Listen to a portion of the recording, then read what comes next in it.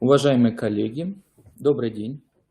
Представлюсь, меня зовут Евгений Викторович Поляков, являюсь старшим методистом кафедры социально-гуманитарного образования Института развития образования. Также являюсь методистом лаборатории развития этнокультурного образования. Сегодня тема нашего семинара посвящена работе с одаренными детьми, развитию и совершенствованию системы работы в условиях реализации федерального государственного образовательного стандарта.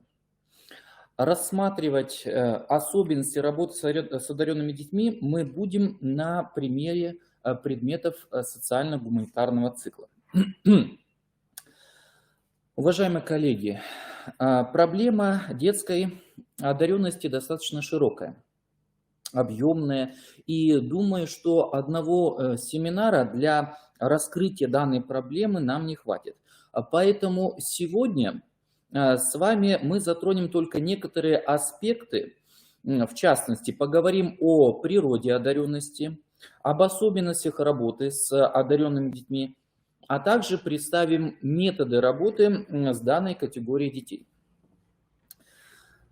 Вначале, уважаемые коллеги, мы поговорим с вами о таком понятии, как одаренность.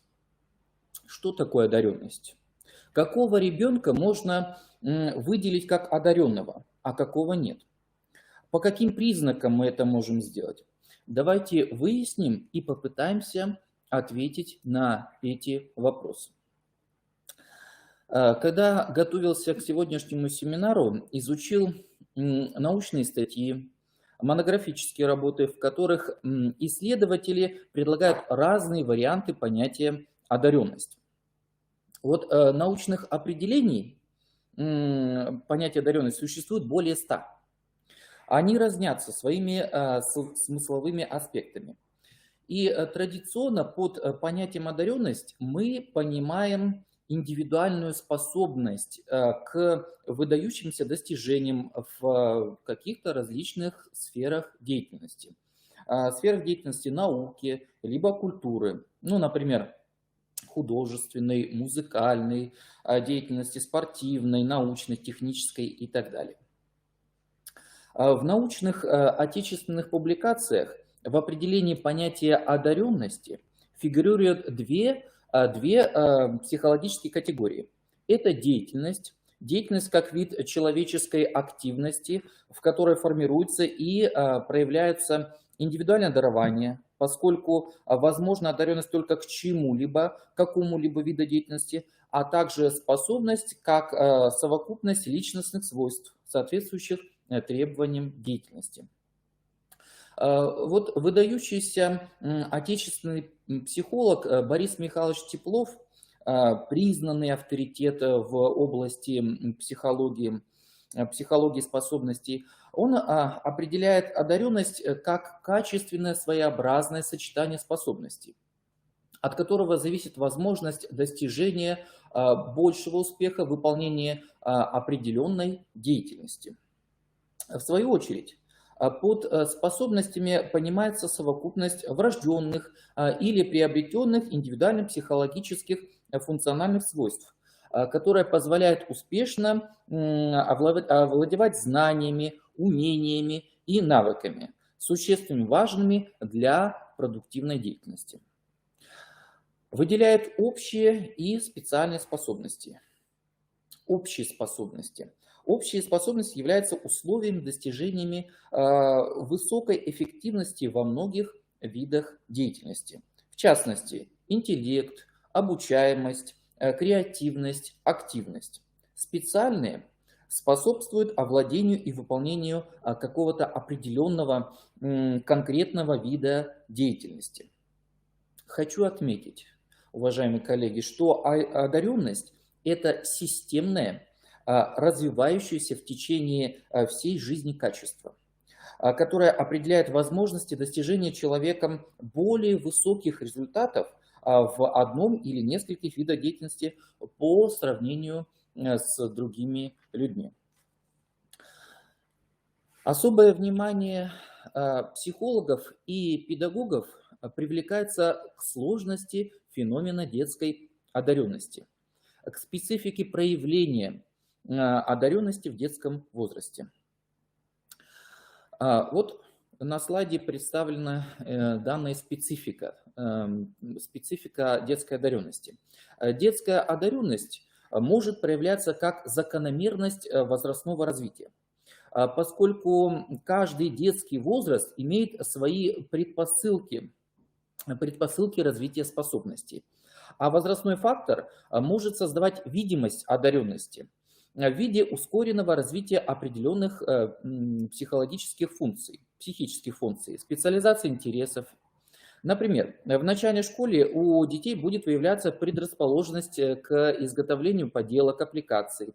А для старшего подросткового возраста характерными являются различные формы, например, поэтического творчества. Так, вторая специфика. Обратите внимание, одаренные дети далеко не всегда стремятся показать свои достижения перед окружающими.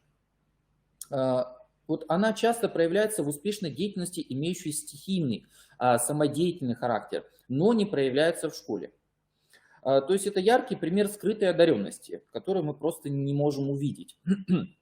Вот действительно есть такая категория детей, и вы, уважаемые коллеги, думаю, знаете по своему личному профессиональному опыту таких учащихся. Вот особенно в подростковом возрасте, в условиях социальной среды, школы, некоторые дети, они боятся показать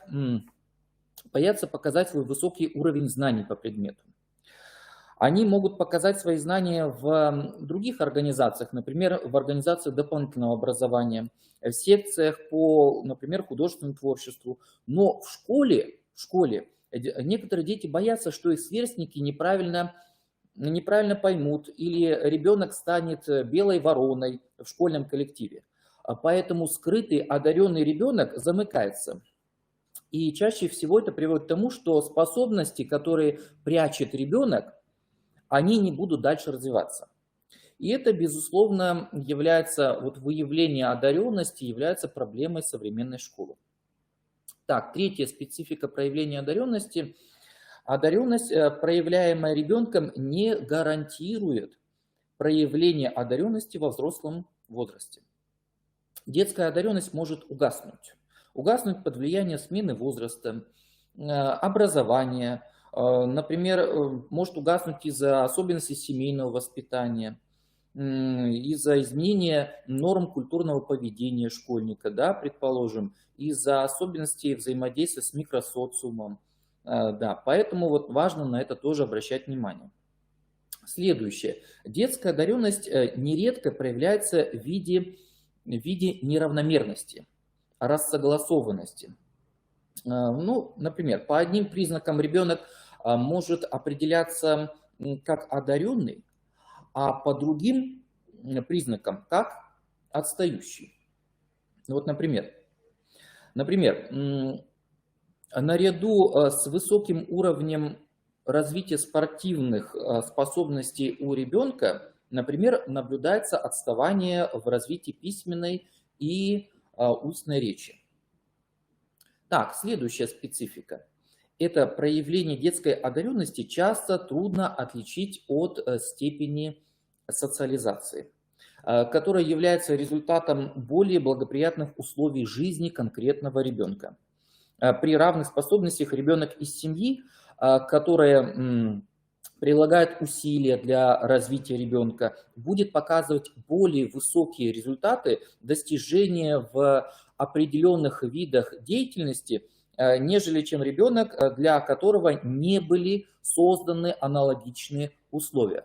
Поэтому вот обратите внимание, что очень важное значение для развития одаренности играет среда, в которой находится ребенок. Так, вот одаренность, давайте мы с вами рассмотрим, одаренность является многомерным явлением. И в случае детской одаренности его своеобразие можно рассмотреть с разных позиций. Для системного психологического описания феномена одаренности принято выделять 5 критериев оснований классификации одаренности. Ну, представим эти основания. Это вид деятельности, обеспечивающий и обеспечивающий ее сферы психики, степень сформированности одаренности, форма проявления одаренности. Ну и давайте вот мы представим кратко виды, которые относятся вот к данным классификациям. Так, первая классификация. Первая классификация – одаренность в соответствии с основными видами деятельности. Так, какие виды деятельности? Практическая деятельность. Вот выделяется одаренность в ремеслах, спортивная одаренность, организационная деятельность. Далее это познавательная деятельность. Выделяется интеллектуальная одаренность в области гуманитарных наук, интеллектуальная одаренность в области естественных наук, техническая одаренность в области информационно-коммуникационных технологий. Далее представлена на слайде художественная эстетическая деятельность. Да? В данном случае можем выделить хореографическую одаренность, сценическую, литературно-поэтическую, музыкальную, изобразительную одаренность. Критерии одаренности, степень сформированности и форма ее проявления значимы для понимания ее особенностей становления и развития в детском возрасте. Давайте, уважаемые коллеги, рассмотрим подробнее. Одаренность детей может иметь актуальную или потенциальную степень формирования. Вот об актуальной степени формирования одаренности или актуальной одаренности говорят в том случае, если ребенок способен выполнять конкретный вид деятельности на более высоком уровне по сравнению со своими сверстниками, предположим, одноклассниками. Вот яркий пример высокой степени актуальной одаренности является пример, я думаю, что вы это знаете, эту историю. Это история Алисы Тепляковой. Многие из вас слышали об этой девочке из средств массовой информации. 8 лет Алиса сдала ЕГЭ и получила аттестат за 11 класс. Конечно, уникальный ребенок. И после этого девочка подала документы на поступление в МГУ, Московский государственный университет, и прошла все вступительные испытания. И вот сейчас в возрасте 9 лет она является студенткой первого курса, если не ошибаюсь, факультет психологии Московского государственного университета имени Ломоносова. Да, вот такой одаренный ребенок. И бывает потенциальная степень формирования одаренности, или называют еще это просто потенциальная одаренность. Потенциальная одаренность предполагает лишь наличие предпосылок определенных возможностей, определенного потенциала для высоких достижений в том или ином виде деятельности. Способности ребенка в полной мере еще пока не сформированы. Развитие ребенка может сдерживаться рядом негативных факторов. Каких факторов? Да?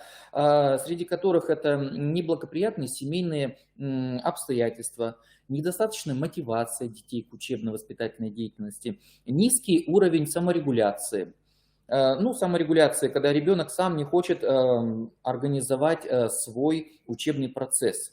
У него недостаточно развиты регулятивные универсальные учебные действия. Ну, также это может как сдерживающий фактор быть для раскрытия одаренности, отсутствие необходимой образовательной среды. А вот потенциальная одаренность проявляется при благоприятных условиях, обеспечивающих определенное развивающее влияние на ребенка, на его исходные психологические возможности.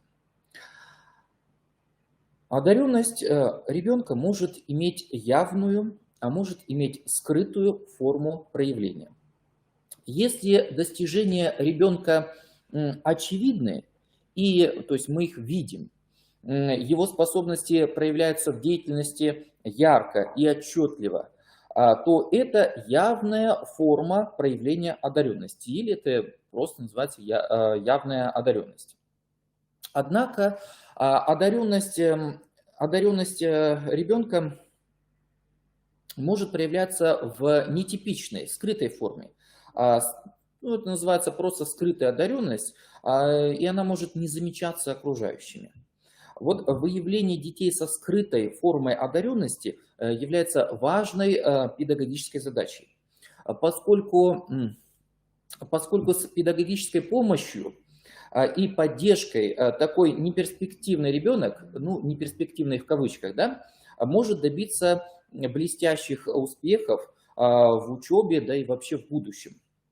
Следует сделать акцент на то, что выявление детей с таким типом одаренности связано в первую очередь с условиями обучения, включением детей в разные виды деятельности, организацией их общения с одаренными взрослыми, обогащение его индивидуальной жизненной среды. Уважаемые коллеги, мы с вами определились с понятием одаренность, рассмотрели разновидности одаренности, особенности природы одаренности. И сейчас поговорим о том, как необходимо работать с одаренными детьми. Уважаемые коллеги, безусловно, организация работы с одаренными детьми, вот с данной категорией детей, является педагогической проблемой. Почему это является проблемой? Поскольку учителю-предметнику необходимо в своей работе ориентироваться на среднего ученика, чтобы отстающие дети потихонечку подтягивались, равнялись на него. Мы не можем в предметном содержании ориентироваться на одаренных детей, если таковые есть в классе, поскольку это приведет к снижению успеваемости в классе. Другим школьникам будет достаточно сложно успевать за одаренным ребенком. В связи с этим некоторые могут задаться таким вопросом: а зачем необходимо работать с одаренными детьми? Они и так могут хорошо сдать ВПР, ОГЭ, единый госэкзамен по предметам. Вот, уважаемые коллеги, дело в том, что понятие одаренность – это развиваемое качество. Оно может как огонь. Если постоянно подбрасывать в топку ветки, разгораться, ну и, соответственно, греть всех остальных. А может и потухнуть, прогорев как спичка. Одаренность может у ребенка пропасть, если не поддерживать в ребенке скрытые или явные задатки одаренности. Ведь, понимаете, дело в том, что одаренные дети в будущем – это одаренные взрослые, которые, возможно, внесут большой вклад в развитие нашей республики, нашего государства. И работа с одаренными детьми является государственным заказом, отраженным в федеральном государственном образовательном стандарте, в образовательных документах, таких как федеральная целевая программа «Одаренные дети», в национальной доктрине образования. Вот, например, там отмечается, что одним из приоритетных направлений современного школьного образования является создание условий работы с одаренными детьми. Большое значение для современного образования играет выявление одаренных детей. Процесс определения одаренности является продолжительным и связан с анализом развития конкретного ребенка и наиболее адекватной формой определения признаков одаренности ребенка. Психолого-педагогический мониторинг определения одаренности должен отвечать целому ряду требований, вот которые представлены на слайде. Первое требование – это комплексный характер оценивания поведения и деятельности ребенка. Далее это длительность процесса выявления одаренности. То есть выявлять одаренность нужно какое-то долгое время, наблюдать за ребенком, и при этом нужно наблюдать в разных ситуациях. Далее это анализ поведения ребенка в тех сферах деятельности, которые в максимальной мере соответствуют его склонностям и интересам. Следующее, как вот мы можем определить, одаренный ребенок или нет, посредством экспертной оценки продуктов деятельности детей. Ну, каких продуктов? Например, детские рисунки, если мы говорим о художественной одаренности, стихотворения, технические модели, может быть, это способы решения математических задач. И можно даже привлечь экспертов-специалистов в области, в соответствующей предметной области деятельности, ну, например, историков, искусствоведов, культурологов, для того, чтобы они выявили свою, определили свою экспертную оценку деятельности данной категории детей. Следующее – это выявление признаков одаренности ребенка не только по отношению к актуальному уровню его развития, но и с учетом зоны ближайшего развития. То есть необходимо выявить то, о чем мы с вами говорим, потенциальную одаренность, которая, возможно, существует у ребенка. То есть какая-то определенная предпосылка одаренности, которую тоже необходимо рассматривать. Следующее – это проведение диагностического обследования в ситуациях реальной жизнедеятельности. То есть существуют, например, особые психологические тесты, направленные на выявление одаренности ребенка. Кроме этого, как можно еще определить одаренность? С помощью использования определенных предметных ситуаций, которые моделируют исследовательскую деятельность. То есть в ходе исследовательской деятельности, в ходе того, как ребенок выполняет проектную работу или исследовательскую работу, можно выявить, действительно одаренный ребенок или нет.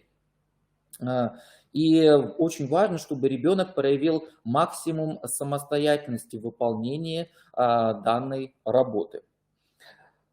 Так, следующее – это анализ реальных достижений детей и подростков в различных олимпиадах, научных конференциях, научных имеется в виду школьных конференциях, спортивных соревнованиях, творческих конкурсах, фестивалях, смотрах и так далее. То есть здесь, конечно, тоже мы можем выявить одаренность ребенка. Рассмотрим, уважаемые коллеги, по каким признакам можно судить, одаренный ребенок или нет. Раскроем признаки детской одаренности. Вот первый признак вы видите на своем экране. Одаренным детям свойственны независимость суждений и действий. То есть что это означает? Способность ребенка самому, без посторонней помощи, реализовать свои замыслы, высказывать и отстаивать свои собственные мнения, суждения.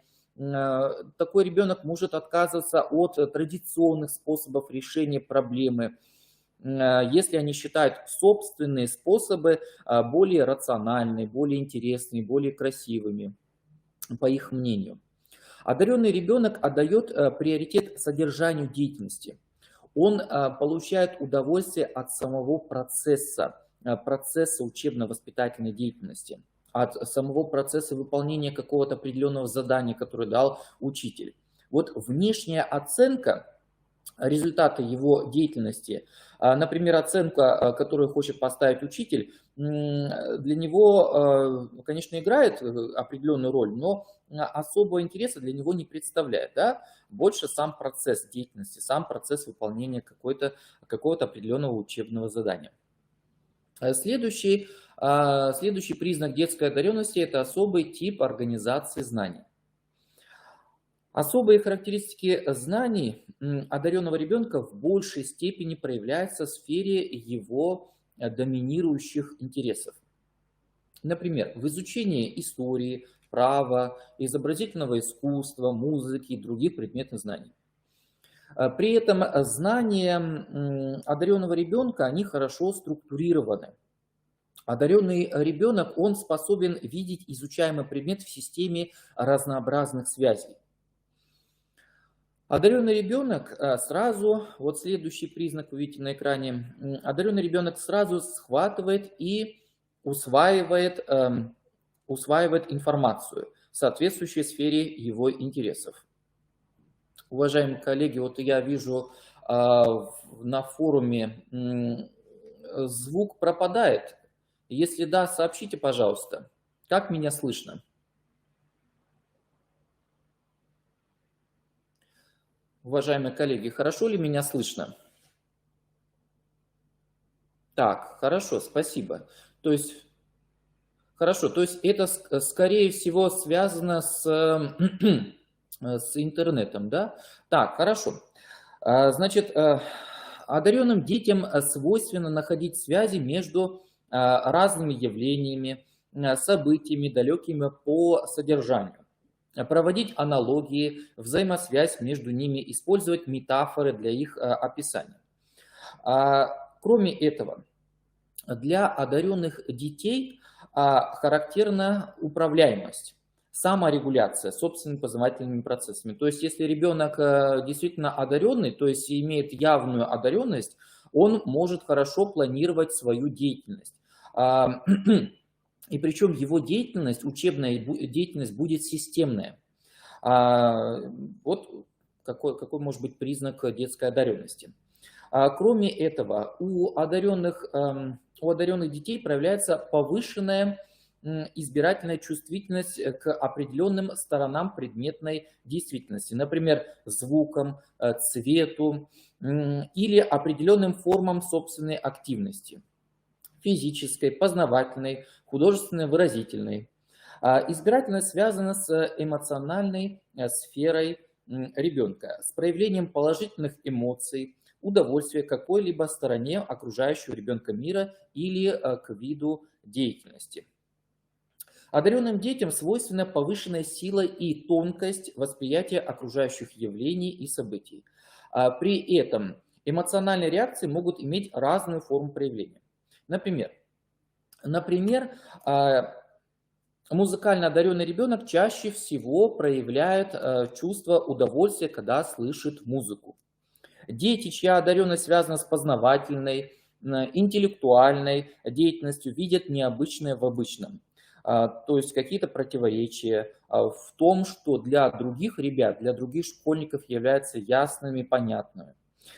Вот устойчивые эмоции, связанные с выполнением ребенком какого-либо вида деятельности, свидетельствуют о его предрасположенности к ней, о возможности саморегуляции именно в этом виде деятельности. Одаренным детям также свойственна повышенная познавательная потребность. В чем она проявляется? Она проявляется в любознательности, а также готовности по собственной инициативе выходить за пределы исходных требований деятельности. Для одаренных детей характерна нацеленность, приверженность к делу. Интересы одаренных детей, как правило, устойчивы и осознанны. Это проявляется в особом упорстве, в настойчивости в достижении цели. Например, художественно одаренный ребенок может часами рисовать, оттачивать навыки художественного мастерства без всякого принуждения со стороны учителя, со стороны взрослого. Вот здесь представлен еще один признак детской одаренности. Так, опять звук пропал, да? Уважаемые коллеги, меня хорошо слышно? Да, вот, возможно, звук пропадает из-за особенностей интернет-подключения. Такое бывает на самом деле, из-за слабого, например, интернета. Так, ну, у большинства из вас работает, да, работает звук и работает картинка. Хорошо. А вот я хочу сказать, что если что, у нас видео можно будет посмотреть в видеозале. В видеозале вы можете, да, посмотреть фрагменты сегодняшнего семинара. Вот также еще одна особенность одаренных детей заключается в том, что у них наблюдается повышенный интерес к неоднозначной информации, имеющей высокую степень неопределенности, и задачам, имеющие не один, а может быть несколько правильных ответов. Это так называемые дивергентные задачи. Вот такие ситуации, они не подавляют, а напротив, они мотивируют ребенка, мобилизируют, стимулируют их активность. Также одаренным детям свойственно стремление делать все наилучшим образом. Вот одаренные дети, они перфекционисты. Они стремятся делать все настолько качественно, настолько хорошо. Вот у них выполнять работу очень, очень детально, да? То есть проявлять к совершенству даже к малозначительным деталям. Они предъявляют собственные повышенные требования к результатам своей работы и пытаются добиться этого результата. Вот, например, приведу пример. Одаренный ребенок может переписывать работу из-за одной помарки, заново собирать какую-то сложную модель, если почему-то он посчитал, что что-то он сделал не так. То есть постоянно одаренный ребенок будет переделывать, дорабатывать, совершенствовать свой продукт деятельности. Уважаемые коллеги, перейдем к рассмотрению непосредственно особенностей организации работы с одаренными детьми. Представим, смоделируем такую ситуацию, что мы выявили одаренного ребенка с повышенным уровнем способностей, который проявляется в явном или, может быть, в потенциальном скрытом виде. И необходимо организовать работу по дальнейшему развитию вот этих навыков. Как это сделать? В этом случае важную роль играет создание условий развития одаренности. Ссылаясь на работы ученых-педагогов, перечислим основные принципы обучения, направленные на создание педагогических условий развития такого качества ребенка, как одаренность. Первый принцип, вот вы видите на экране, это принцип развивающего и воспитывающего обучения. То есть цели, содержание и методы обучения должны способствовать не только усвоению знаний, умений, навыков, но и познавательному развитию, а также воспитанию личностных качеств ребенка. Следующий принцип – принцип индивидуализации и дифференциации обучения. Цель, содержание, процесс обучения по предмету должен как можно более полно учитывать индивидуальные особенности ребенка.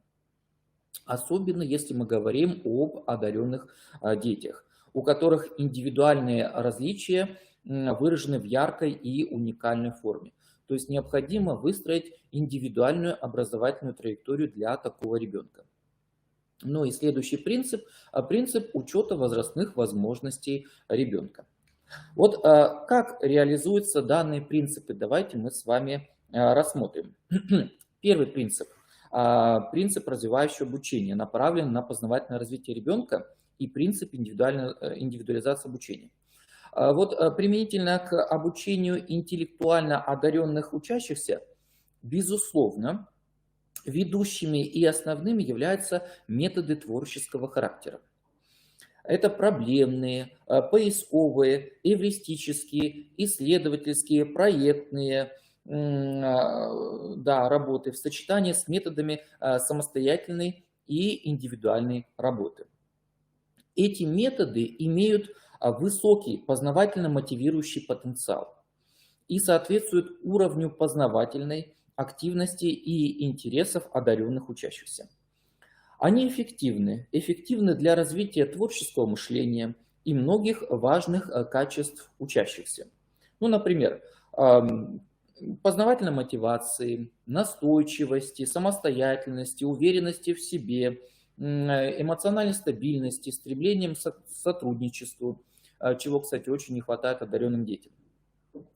Распространенное мнение о том, что одаренных детей легко обучать, поскольку они без особых усилий и быстрее сверстников усваивают учебный материал, не совсем правомерно.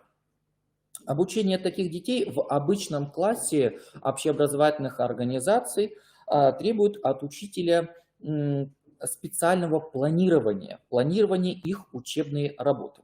Например, Например, при объяснении нового учебного материала, ориентированного на всех учащихся класса, одаренный ребенок может периодически отключать внимание и включаться в работу только тогда, когда услышит что-то новое для себя, что-то интересное. Вот такое бывает. Одаренные дети предъявляют свои требования к глубине, сложности, объему учебного материала, а также к способам его предъявления, предпочитая больше проблемный характер его изложения. Одаренные дети, они стремятся самостоятельно выбирать, какие предметы и разделы учебной программы они хотели бы изучать более ускоренно, углубленно, планировать процесс своего обучения. Эту особенность одаренных детей психологи называют еще автономностью самообучения. Отметим, автономность самообучения нельзя отождествлять с самостоятельностью ученика при выполнении заданий. Да? То есть, когда он сам подобрал материал, проанализировал его и написал реферат. Вот автономность самообучения предполагает сформированность саморегуляционных стратегий обучения. То есть у ребенка хорошо сформулированы регуляционные универсальные учебные действия. То есть он способен управлять собственными познавательными процессами, он хорошо может планировать свою деятельность, у него хорошо развита рефлексия, да, то есть он может хорошо оценивать свои знания. Такому ребенку нужно предоставить возможность самому инициировать, самому выбрать собственное обучение. И еще очень важный момент: излишнее вмешательство учителей может оказать негативное влияние на ход обучения одаренных учащихся, затормозить развитие процессов саморегуляции, то есть привести к потере самостоятельности, вот этой автономности самообучения. Детей с ярко выраженной одаренностью отличает глубина освоения конкретной предметной области знаний. При этом ребенок может не только не проявлять интереса к другим областям знаний, но и попросту игнорировать ненужные с его точки зрения школьные предметы. Вот таким учащимся необходимо предоставить возможность самостоятельно искать и находить ответы на интересующие ребенка вопросы. Например, если ребенку интересно более детальное изучение темы церковного раскола по истории России в XVII веке, нужно предложить школьнику выполнить исследовательскую или проектную работу по данной теме. Хочу отметить, что удовлетворение познавательных интересов и стимулирование познавательной активности ребенка, одаренного ребенка, определяет особая информационно-образовательная среда, которая направлена на создание педагогических условий для раскрытия и развития детской одаренности. Вот давайте раскроем эти компоненты информационно-образовательной среды. Первый компонент – это разнообразие учебных ресурсов. То есть, что это значит? Это многообразие информационных источников, а не только учебников. Для одаренного ребенка всегда интересно изучать новый материал, который он может не найти в учебнике. По разным проблемам. Например, по истории одаренный ребенок может использовать исторические источники, документы, мемуары и так далее. Следующий компонент информационно-образовательной среды – это вариативность способов предъявления учебной информации для эффективного восприятия ее ребенком с учетом индивидуальных особенностей ребенка. То есть варьирование в разнообразии использования таких методов представления нового содержания, как, например, рассказ, беседа, лекция, практикум, работа с источником, книгой, демонстрацией. Да? Следующие компоненты информационно-образовательной среды обеспечивают индивидуализацию обучения, предполагающую удовлетворение персональных запросов обучаемого. Это темп, уровень общения, последовательность предъявляемого материала и так далее. То есть это очень важный момент для одаренного ребенка создания условий для индивидуального обучения. Следующее. Компоненты информационно-образовательной среды должны обеспечить открытость образовательного процесса. То есть это общение не только с учителем, но и с другими одаренными взрослыми, с взрослыми или детьми, которые разделяют интересы одаренного ребенка. Вот, уважаемые коллеги, это очень важно для ребенка, для одаренного ребенка, чтобы образовательная среда была открытой. Для ребенка важно получать знания и информацию из разных организаций. Архивы, библиотеки, музеи, галереи, выставочные залы, мемориальные комплексы, учреждения дополнительного образования. То есть одаренный ребенок должен получать предметную информацию из разных источников. Он может получать информацию и не только от учителя, но и от других профильных специалистов, да, например, культуролог, музеевед, научный работник и так далее. Да? То есть это очень важно, коммуникация, общение одаренного ребенка с другими взрослыми специалистами в какой-либо сфере деятельности. Так, давайте мы с вами, уважаемые коллеги, рассмотрим стратегии работы с одаренными детьми. Вот вы видите на слайде первая стратегия индивидуализации обучения. Вот об этом я вам очень много говорил, о том, что индивидуализация обучения является одним из основных вариантов качественного, не количественного, а именно качественного изменения содержания образования одаренных детей, одаренного ребенка. Следующая стратегия обучения мышлению.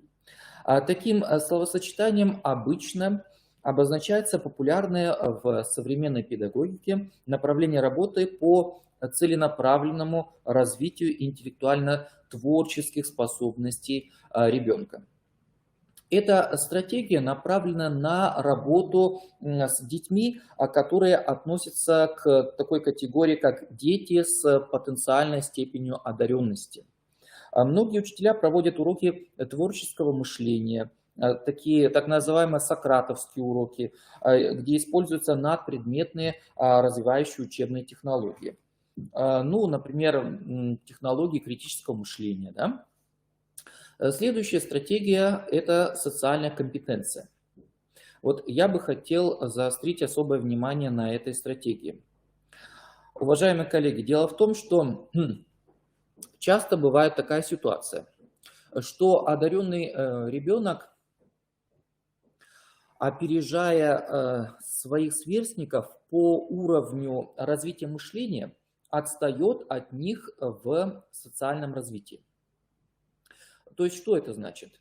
В общении со сверстниками и взрослыми одаренные дети в силу своих психологических особенностей, они зачастую проявляют коммуникативные качества, которые могут не нравиться окружающим. А иногда даже вот эти качества могут проявиться в каких-то социальных конфликтах, социальных или межличностных конфликтах. Вот психологи определяют, что для одаренных детей свойственны независимость суждений. Мы об этом с вами говорили. Одаренные дети не склонны действовать, думать, поступать так, как это делает большинство. Но, как мы знаем, в микросоциуме, тем более если мы говорим, например, о подростковом возрасте, это не приветствуется. Вот учителя, родители, сверстники нередко бывают нетерпимы к самостоятельной позиции одаренного ребенка. И многие дети, да и многие взрослые считают это такое качество, как зазнайство. Следующая особенность одаренного ребенка – это познавательный эгоцентризм. Вот одаренным детям не свойственно снисхождение к тому, что окружающие не способны понять то, что просто и понятно им. С этим связана их требовательность к уровню знаний и умений в интересной для него области, к окружающим, критичность по отношению к учителям и ученикам. И, конечно, это может не всем нравиться.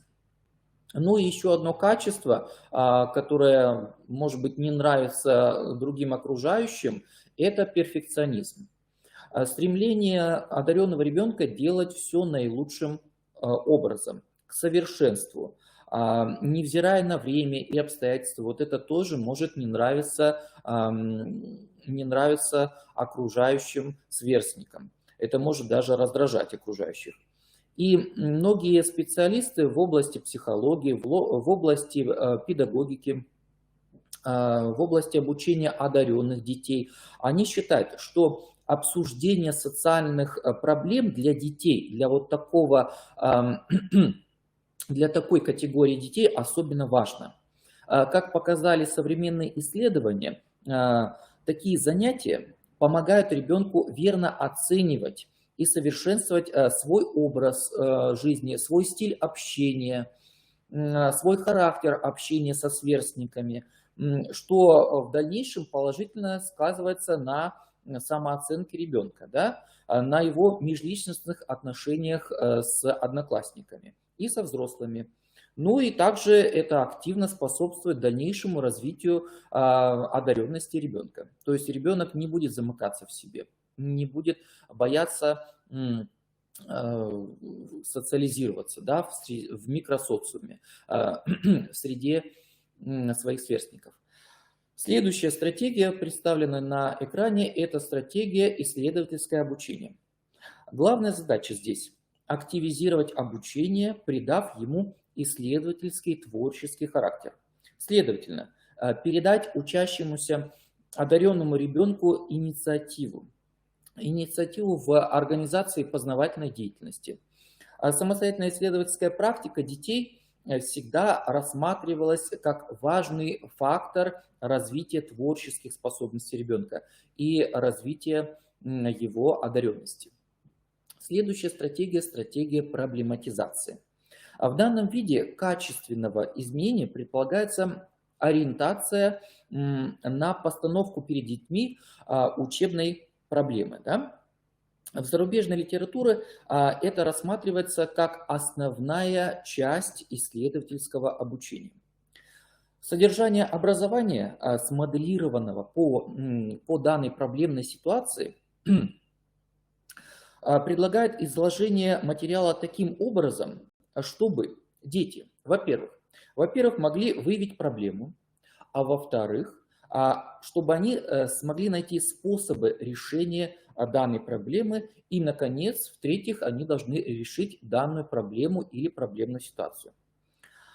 Для этого, конечно, нужно обучать ребенка работать вот с такими проблемными ситуациями. Так, шестая стратегия – это вовлечение в творчество. В данном виде изменения направлены на вовлечение учащихся в продуктивную творческую деятельность, то есть создание каких-то отчуждаемых продуктов. Для этой цели используются разные технологии. Например, коллективные творческие дела познавательного характера, участие в творческих конкурсах, участие в определенных творческих проектах. То есть творчество, безусловно, любой вид творчества является особой развивающей средой для развития, для дальнейшего развития природы одаренности ребенка. Так, уважаемые коллеги, перейдем к рассмотрению методов работы с одаренной категорией детьми на уроке. Первый метод – это проблемный метод. Проблемный метод. Да, вы все прекрасно знаете, что обучение, в основе которого лежит проблемный метод, носит название проблемного обучения. Проблемное обучение, да, это организованный преподавателем способ активного взаимодействия субъекта с проблемно представленным содержанием, в ходе которого он приобщается к каким-либо противоречиям, проблемам научного характера, учебного характера. И эти проблемы ребенок должен потом решить. Вот проблемные вопросы должны вызвать какое-либо интеллектуальное затруднение у ребят. И они должны стать таким побудителем для их целенаправленного мыслительного процесса. Вот, например, вот вы видите, да, картину «Поединок» по истории, да, которую можно использовать на уроке истории. Вот проблемные вопросы на уроке истории при изучении такой темы, как Куликовская битва, могут быть следующими. Почти 250 лет Русь платила дань Орде. Все попытки освободиться терпели неудачи. Чем же можно объяснить успех русских войск в 1380 году?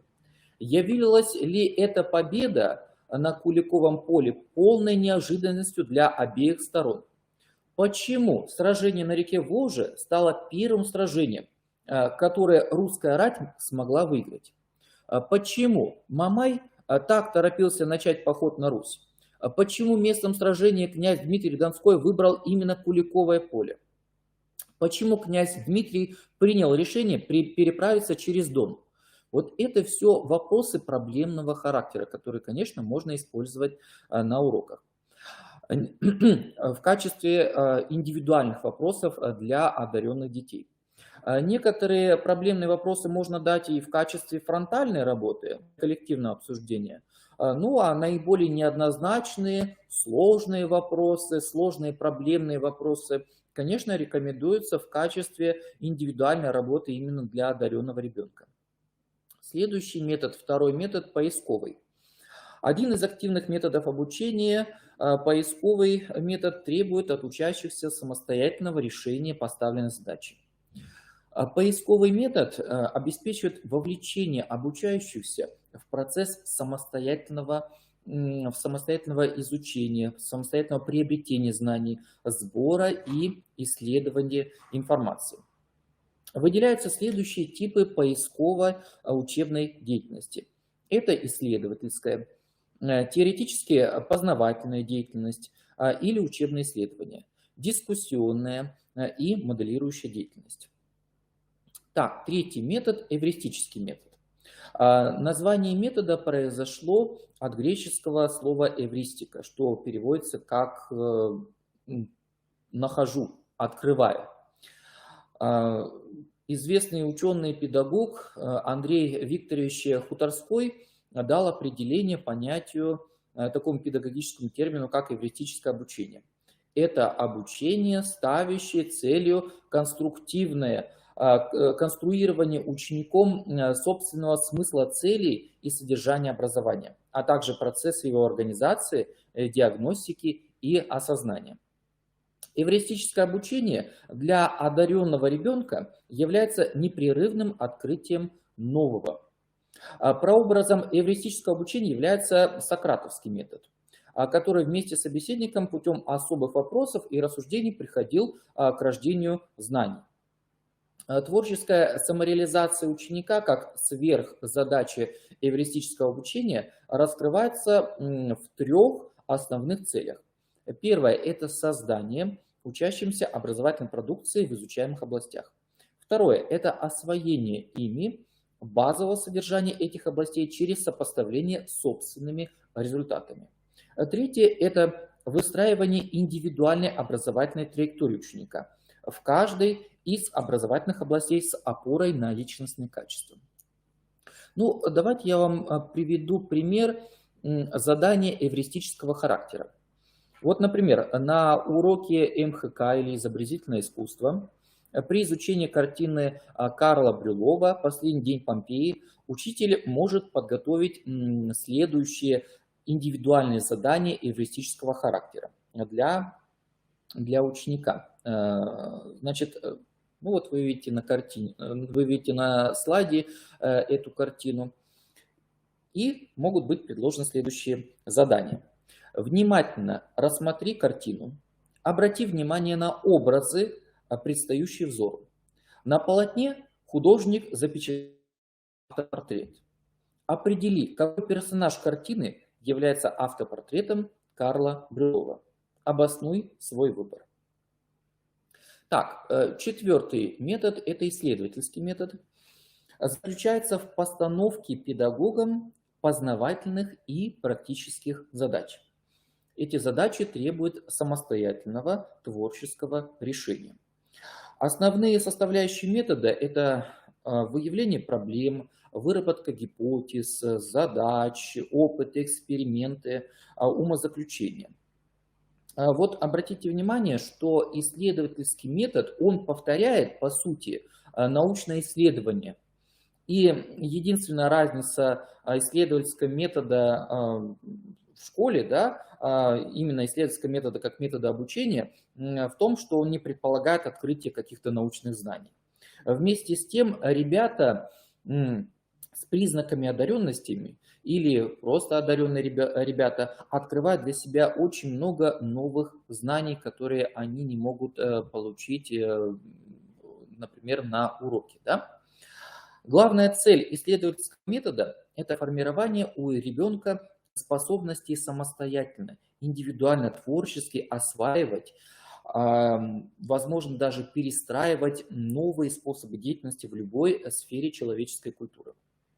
Вот такая учебная деятельность, она способствует созданию общенаучного фундамента, выработке исследовательских навыков детей. Основная идея исследовательского метода заключается в использовании научного подхода к решению определенной дидактической задачи. Так, давайте мы с вами рассмотрим проектный метод обучения. Проектный метод представляет такой способ обучения, который, по словам разработчика данного метода, известного американского педагога Джона Дьюи, можно охарактеризовать как обучение через делание, когда учащийся самым непосредственным образом включен в активный познавательный интерес, в активный познавательный процесс, самостоятельно формулирует учебную проблему, осуществляет сбор необходимой информации, планирует возможные варианты решения проблемы, делает выводы, анализирует свою деятельность. Ребенок как бы по кирпичикам сформирует новые знания, приобретает свой индивидуальный жизненный опыт. Вот этот метод находит применение на различных этапах обучения в работе с одаренными учащимися и при работе с материалом различной сложности. Главное в реализации данного проектного метода– это создание ребенком какого-либо учебного продукта, то есть какого-либо отчуждаемого продукта деятельности. И очень важна позиция учителя, позиция педагога при реализации данного проектного метода. Учитель, прежде всего, он не выполняет проект выполняет ребенок. Учитель выступает в данном случае консультантом, координатором проекта, помощником, направляющим поиск решения проблемы. Но учитель это не будет доминирующей фигурой для процесса. Это касается реализации всех методов представленных, и проблемного, и поискового, и эвристического, и исследовательского, и проектного, и метода творческих и нестандартных заданий. Учителю необходимо только направлять ребенка, да, а не, соответственно, выполнять за него работу. И последний метод, представленный на этом слайде, это метод творческих и нестандартных заданий. Методы решения нестандартных задач используют в качестве средств развития творческого мышления у одаренных и либо талантливых детей. Чем раньше учащийся будет знакомиться с подобными видами заданий, пробовать их, решать их, тем быстрее его мышление приобретает гибкость, что очень важно для развития одаренности ребенка. Творческие и нестандартные задания выполняют целый ряд функций. Какие функции? Это развитие интеллектуального потенциала личности, творческих мыслительных способностей ребенка. Также творческие нестандартные задания, они имеют непосредственную связь с практикой, решают какие-либо реальные жизненные ситуации, проблемы. Также творческие задания, они формируют особый стиль мышления для ребенка. и позволяют находить одаренному ребенку решение любых ситуаций. Развивают логическое мышление, творческие нестандартные задания. Так, ну приведу пример